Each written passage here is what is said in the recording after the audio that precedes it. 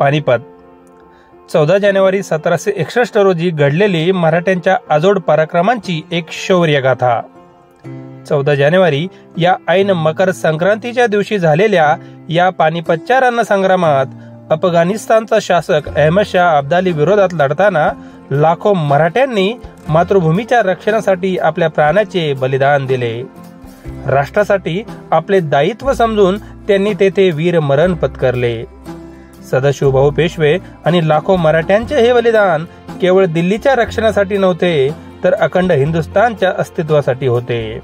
त्यामुळे पानिपत ही खऱ्या अर्थाने मराठ्यांची एक धगधगती शौर्यगाथा ठरते, एक गौरवगाथा ठरते।